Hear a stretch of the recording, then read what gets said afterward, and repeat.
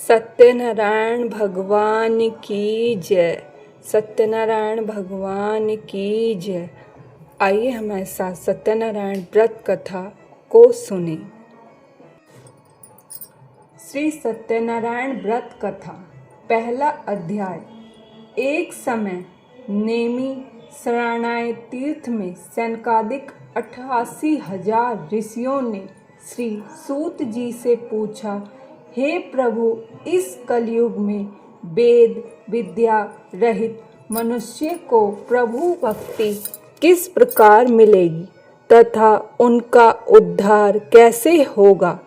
इसलिए हे मुनि श्रेष्ठ, कोई ऐसा तप कहिए जिससे थोड़े समय में पुण्य प्राप्त होवे तथा मनवांछित फल मिले। वह कथा सुनने की हमारी इच्छा है। सर्वशास्त्र ज्ञाता श्री सूत जी बोले, हे वैष्णवों, मैं पूज्य आप सबने सर्व प्राणियों के हित की बात पूछी है।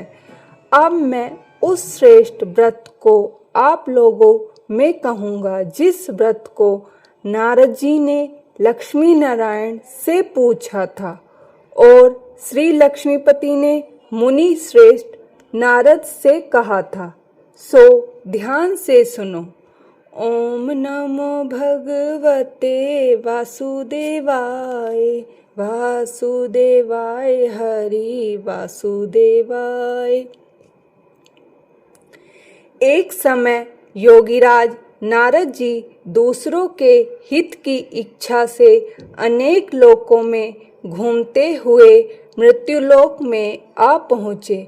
वहाँ बहुत योनियों में जन्मे हुए प्राय सभी मनुष्य को अपने कर्मों के द्वारा अनेकों दुखों से पीड़ित देखकर किस यत्न के कारण से निश्चय ही इनके दुखों का नाश हो सकेगा, ऐसा मन में सोचकर विष्णु लोक को गए।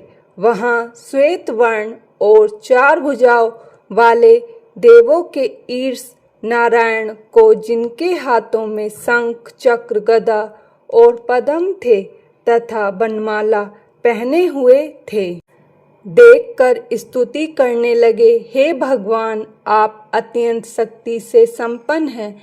मन तथा वाणी भी आपको नहीं पा सकती। आपका आदि मध्य और अंत नहीं है। निर्गुण स्वरूप सृष्टि के आदि भूति व भक्तों के दुखों को नष्ट करने वाले हो। आपको मेरा नमस्कार है। नारद जी इस प्रकार की स्तुति सुनकर विष्णु भगवान बोले कि हे मुनि श्रेष्ठ, आपके मन में क्या है? आप यहाँ किस काम के लिए आगमन हुआ है? निसंकोच कहो। तब नारद मुनि बोले, मृत्युलोक में सब मनुष्य जो अनेक योनियों में पैदा हुए हैं, अपने अपने कर्मों के द्वारा अनेक प्रकार के दुखों से दुखी हो रहे हैं। हे नाथ, मुझ पर दया रखते हो तो बतलाइए कि उन मनुष्य के सब दुख थोड़े से ही प्रयत्न से कैसे दूर हो सकते हैं। श्री भगवान जी बोले, हे नारद, मनुष्य की भलाई के लिए तूने यह बहुत अच्छी बात पूछी। जिस काम के करने से मनुष्य मोह से छूट जाता है, वह मैं कहता हूँ।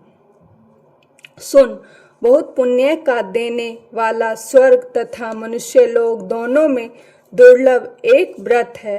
आज मैं प्रेमवश होकर तेरे से कहता हूँ, सत्यनारायण जी का व्रत अच्छी तरह विधान पूर्वक करके मनुष्य तुरंत ही यहाँ सुख भोग कर मरने पर मोक्ष को प्राप्त होता है। श्री भगवान के वचन सुनकर नारद मुनि बोले कि उस व्रत का क्या फल है, क्या विधान है और किसने यह व्रत किया है और किस दिन यह व्रत करना चाहिए, विस्तार से कहो। भगवान बोले, दुख शोक आदि को दूर करने वाला धन धान्य को बढ़ाने वाला, सौभाग्य और संतान को देने वाला, सब स्थानों पर विजयी करने वाला, भक्ति और श्रद्धा के साथ किसी भी दिन मनुष्य श्री सत्यनारायण की शाम के समय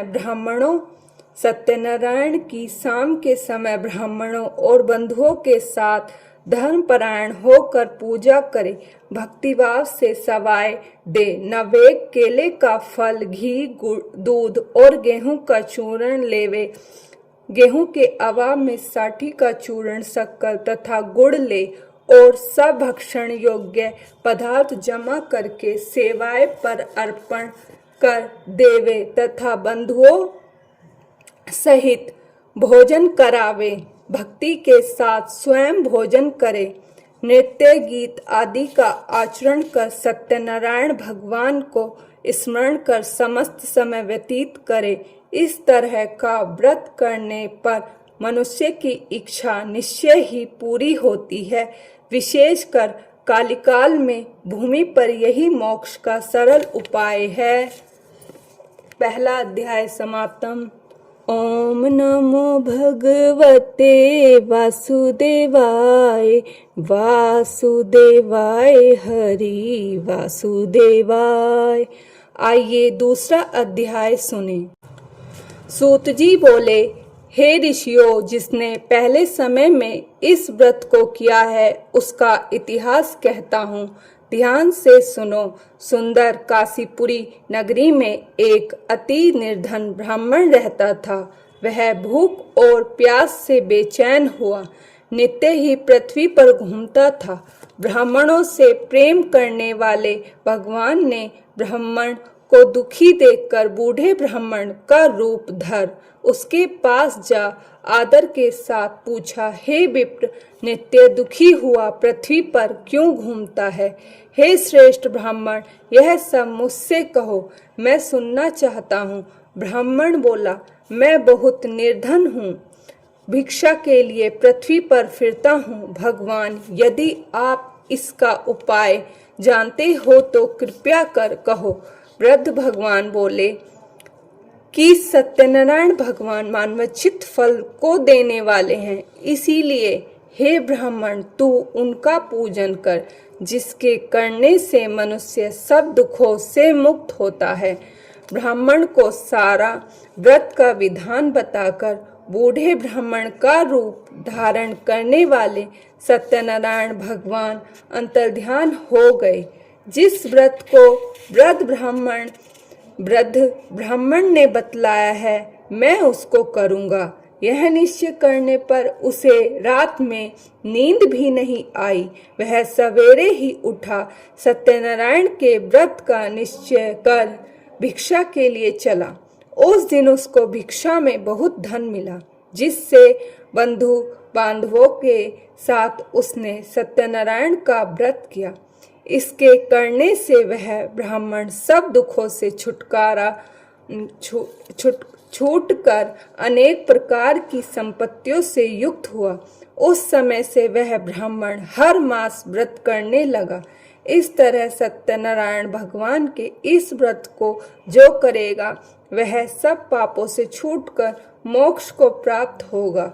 आगे जो पृथ्वी पर सत्यनारायण व्रत करेगा वह मनुष्य सब दुखों से छूट जाएगा। इस तरह नारद जी ने नारायण को कहा, हुआ यह व्रत तुमसे कहा है। विप्रों में अब और क्या कहूँ? ऋषि बोले, हे मुनीश्वरों, संसार में इस ब्राह्मण से सुनकर किस किस ने इस व्रत को किया है, हम वह सब सुनना चाहते हैं। इसके लिए हमारे मन में श्रद्धा है। सूत जी बोले, हे मुनियों, जिसने उस व्रत को किया है वह सब सुनो। एक समय वह ब्राह्मण धन और ऐश्वर्य के अनुसार बंधुओं के साथ व्रत करने को तैयार हुआ। उसी समय एक लकड़ी बेचने वाला बूढ़ा आया और बाहर लकड़ियों को रखकर ब्राह्मण के मकान में गया। प्यास से दुखी लकड़हारे ने उसको व्रत करते देखकर लकड़हारा ब्राह्मण को नमस्कार कर कहने लगा कि आप यह क्या कर रहे हैं और इसके करने से क्या फल मिलता है, कृपया करके मुझसे कहो। ब्राह्मण ने कहा, सब मनोकामनाओं को पूर्ण करने वाला यह सत्यनारायण भगवान का व्रत है। इसी ही की कृपा से मेरे यहाँ धन धान्य आदि की वृद्धि हुई है। ब्राह्मण के इस व्रत के बारे में जानकर लकड़हारा बहुत प्रसन्न हुआ। चरणामृत ले और प्रसाद खाने के बाद अपने घर को गया। लकड़हारे ने मन में इस प्रकार का संकल्प किया कि आज ग्राम में लकड़ी बेचने से जो धन मुझे मिलेगा उसी से सत्यनारायण देव का उत्तम व्रत करूंगा। यह मन में विचार कर वह बूढ़ा ब्राह्मण लकड़ियां अपने सिर पर रखकर जिस नगर में धनवान लोग रहते थे वह ऐसे सुंदर नगर में गया। उस रोज वहां पर उसे उन लकड़ियों का दाम पहले दिनों से चौगुना मिला। तब वह बूढ़ा लकड़हारा दाम ले और अति प्रसन्न होकर पक्के केले की फली, शक्कर, घी, दूध और दही, गेहूं का आटा इत्यादि सत्यनारायण भगवान के व्रत की कुल सामग्रियों को लेकर अपने घर गया। फिर उसने सब अपने भाइयों को बुलाकर विधि के साथ भगवान जी का पूजन और व्रत किया। उस व्रत के प्रभाव से बूढ़ा लकड़हारा धन, पुत्र आदि से युक्त हुआ और संसार के समस्त सुख भोग कर बैकुंठ को चला गया। जय हो श्री हरि भगवान की जय। तीसरा अध्याय आरंभ।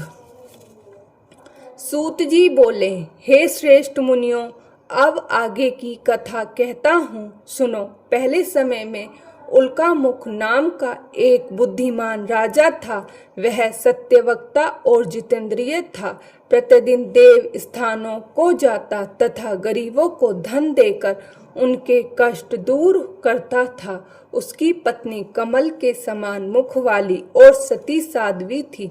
भद्रशिला नदी के तट पर उन दोनों ने सत्यनारायण देव का व्रत किया। उस समय में वहां एक साधु वैश्य आया। उसके पास व्यापार के लिए बहुत सा धन था।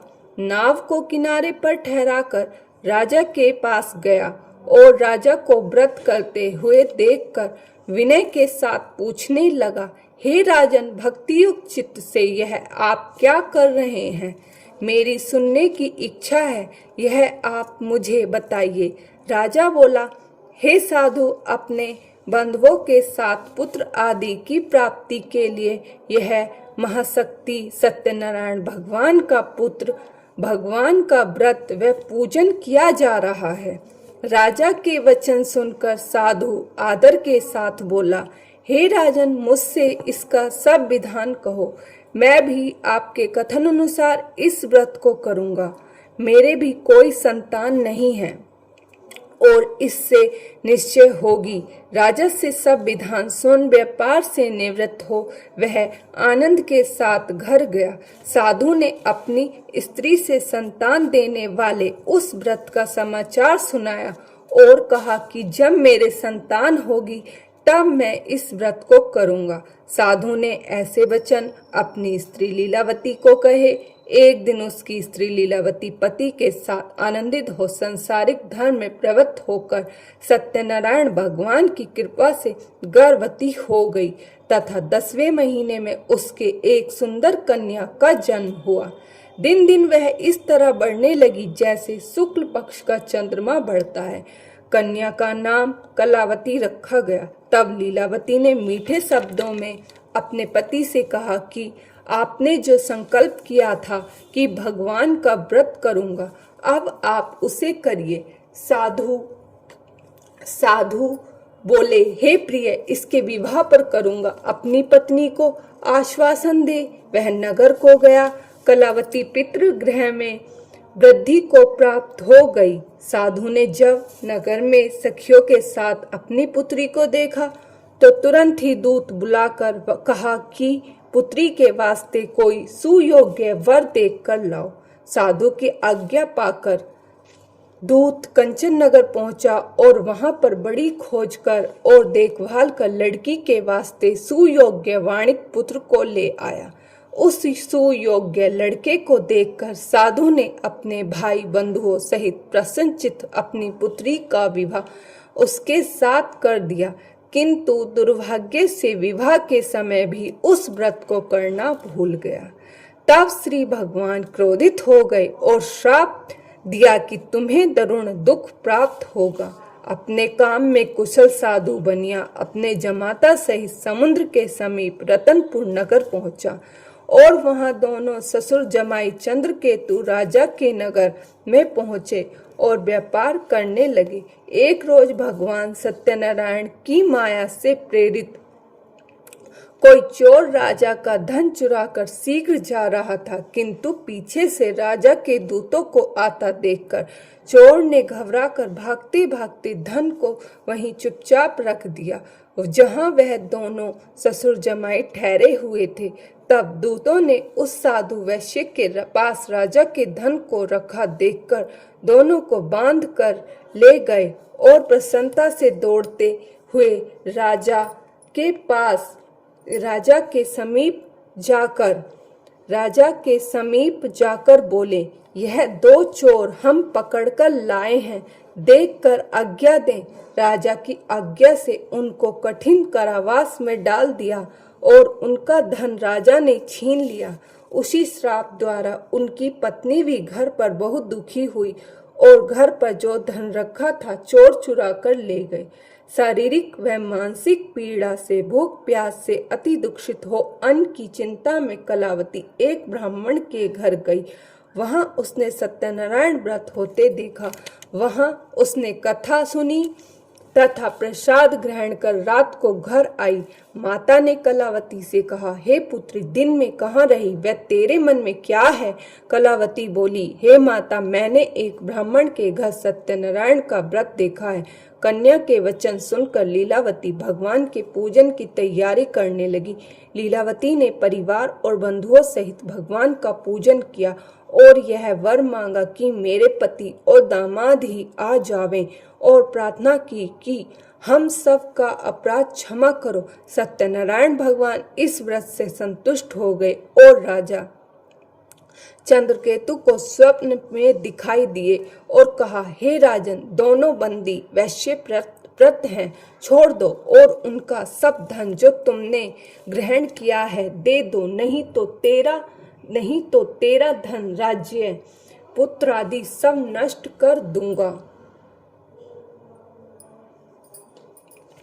राजा को ऐसा वचन कहकर भगवान अंतर्ध्यान हो गए। प्रत्यह काल राजा चंद्रकेतु ने सभा में अपने स्वप्न सुनाया और दोनों वणिक पुत्रों को कैद से मुक्त कर सभा में बुलाया। दोनों ने आते ही राजा को नमस्कार किया। राजा मीठे वचनों से बोले, हे महानुभावो, भाग्यवश ऐसा कठिन दुख प्राप्त हुआ है, अब कोई भय नहीं। ऐसा कहकर राजा ने उनको नए नए वस्त्र भूषण पहनवाए तथा उनका जितना धन लिया था उससे दुगना धन दिलवाकर विदा किया।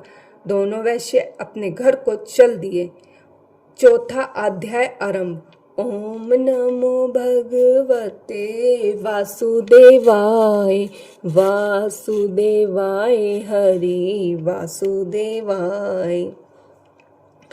सूत जी बोले, वैश्य ने मंगलाचार करके यात्रा आरंभ की और अपने नगर को चला। उनके थोड़ी दूर पहुंचने पर डांडी वेशधारी सत्यनारायण भगवान ने उनसे पूछा, हे साधु, तेरी नाम में क्या है? अभिमानी वणिक हंसता हुआ बोला, हे डांडी, आप क्यों पूछते हो?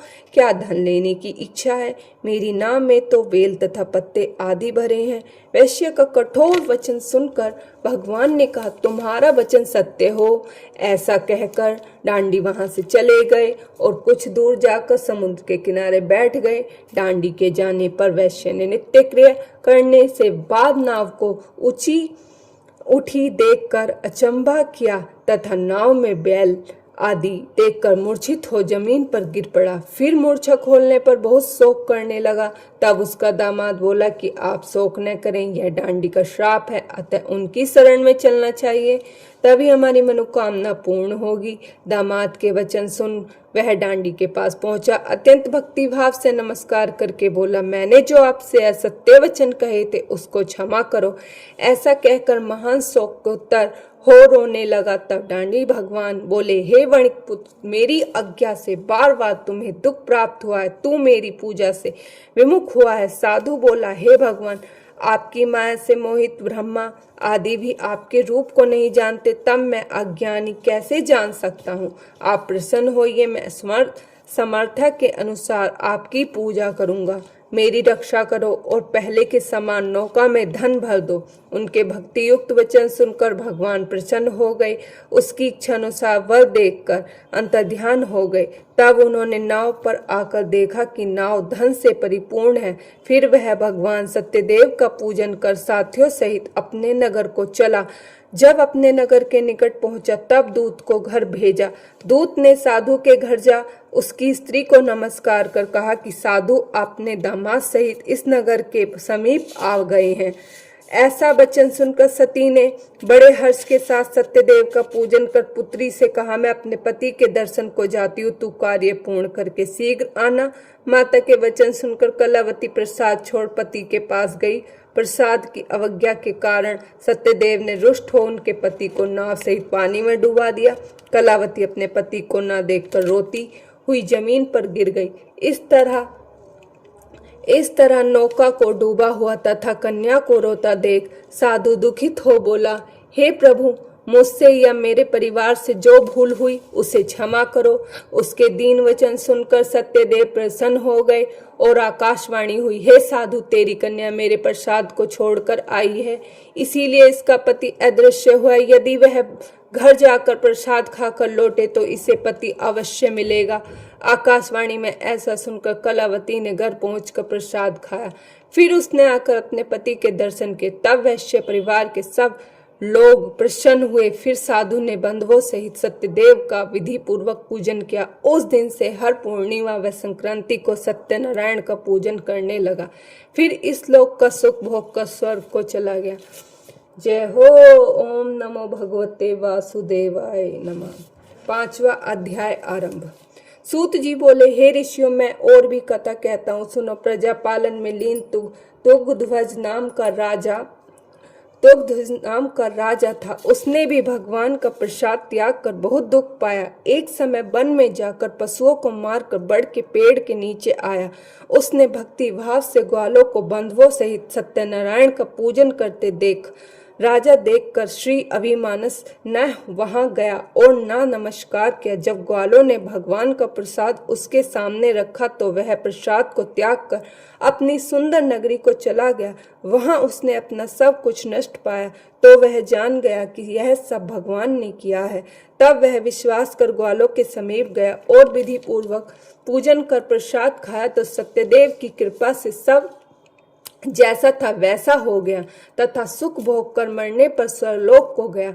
जो मनुष्य इस परम दुर्लभ व्रत को करेगा, भगवान की कृपा से उसे धन धान्य की प्राप्ति होगी। निर्धन धनी होते हैं, बंदी बंधन से मुक्त होकर निर्भय हो जाता है, संतानहीनों को संतान प्राप्त होती है, सब मनोरथ पूर्ण होकर अंत में बैकुंठ धाम को जाता है। जिन्होंने पहले इस व्रत को किया है उसके दूसरे जन्म की कथा कहता हूँ। व्रत सत्तानंद ने ब्राह्मण सुदामा का जन्म लेकर मोक्ष को पाया। उल्का मुख नाम का राजा दशरथ होकर बैकुंठ को प्राप्त हुआ। साधु नाम के वैश्य ने मोर ध्वज बनकर अपने पुत्र को ओर से चीर कर मोक्ष प्राप्त किया। महाराज तुगध्वज ने स्वयं भू होकर भगवान के भक्ति युक्त कर्म कर मोक्ष को प्राप्त किया। हो सत्यनारायण भगवान की जय। हे सत्यनारायण भगवान, आपकी कृपा सब पर बनी रहे। ओम नमो भगवते वासुदेवाय वासुदेवाय हरि वासुदेवाय। से सत्यनारायण जी की आरती। जय लक्ष्मी रमणा ओम जय लक्ष्मी रमणा। सत्यनारायण स्वामी सत्यनारायण स्वामी जन पातक हरना ओम जय लक्ष्मी रमणा। रतन जड़त सिंहासन अद्भुत छवि राजे स्वामी अद्भुत छवि राजे। नारद कहते निरंतर घंटा ध्वनि बाजे ओम जय लक्ष्मी रमणा ओम जय लक्ष्मी रमणा स्वामी जय लक्ष्मी रमणा। प्रगट भये कलिकर्ण तुझको दरस दियो बूढ़ा ब्राह्मण बनकर कंचन महल कियो ओम जय लक्ष्मी रमणा। दुर्बल भील कठार जिन पर कृपा करी चंद्रचूड़ एक राजा चंद्रचूड़ एक राजा तिनकी विपद हरि ओम जय लक्ष्मी रमणा ओम जय लक्ष्मी रमणा स्वामी जय लक्ष्मी रमणा। कैसे मनोरथ पायो श्रद्धा तज दीनी सो फल भाग्यो प्रभु जी फिर स्तुति कीनी ओम जय लक्ष्मी रमणा। भाव भक्ति के कारण छिन छन रूप धरो श्रद्धा धारण कीनी तिनके काज सरो ओम जय लक्ष्मी रमणा जय लक्ष्मी रमणा। ग्वाल बाल संग राजा वन में भक्ति करी मन वांछित फल दीनो मन वांछित फल दीनो दीन दयाल हरि ओम जय लक्ष्मी रमणा। चढ़त प्रसाद सवाय कदली फल मेवा सभी कदली फल मेवा। धूप दीप तुलसी से धूप दीप तुलसी से राज सत्य देवा ओम जय लक्ष्मी रमणा। श्री सत्यनारायण जी की आरती जो कोई नर गावे कहत शिवानंद स्वामी कहत शिवानंद स्वामी मन वांछित फल पावे ओम जय लक्ष्मी रमणा ओम जय लक्ष्मी रमणा स्वामी जय लक्ष्मी रमणा। जय सत्यनारायण भगवान की जय। आरती ओम जय जगदीश हरे ओम जय जगदीश हरे स्वामी जय जगदीश हरे। भक्त जनों के संकट क्षण में दूर करे ओम जय जगदीश हरे। जो ध्यावे फल पावे दुख विन से मन का सुख संपत्ति घर आवे कष्ट मिटे तन का ओम जय जगदीश हरे। मात पिता तुम मेरे शरण गऊ में किसकी स्वामी शरण गऊ में किसकी तुम बिन और न दूजा आस करो मैं जिसकी ओम जय जगदीश हरे। तुम हो पूर्ण परमात्मा तुम हो अंतर्यामी स्वामी तुम सबके स्वामी पार ब्रह्म परमेश्वर तुम सबके स्वामी ओम जय जगदीश हरे।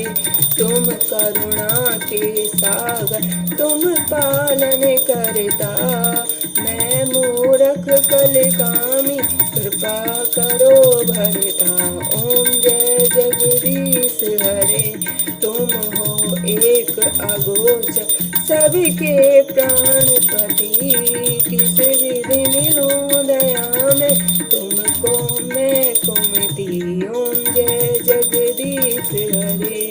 दीन बंधु दुख हरता तुम ठाकुर मेरे तुम अपने हाथ उठाओ द्वार प्रणाम तेरे। ओम जय जगदीश हरे, विषय विकार मिटाओ पाप हरो देवा। स्वामी पाप हरो देवा। श्रद्धा भक्ति बढ़ाओ संतन की सेवा। ओम जय जगदीश हरे, स्वामी जय जगदीश हरे, जय दीनानाथ हरे। ओम जय जगदीश हरे। श्री सत्यनारायण भगवान की जय। जय हो। हर हर महादेव। श्री सत्यनारायण भगवान की जय। ओम नमो भगवते वासुदेवाय।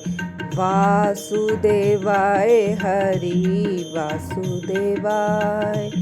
ओम नमो भगवते वासुदेवाय। वासुदेवाय हरि वासुदेवाय।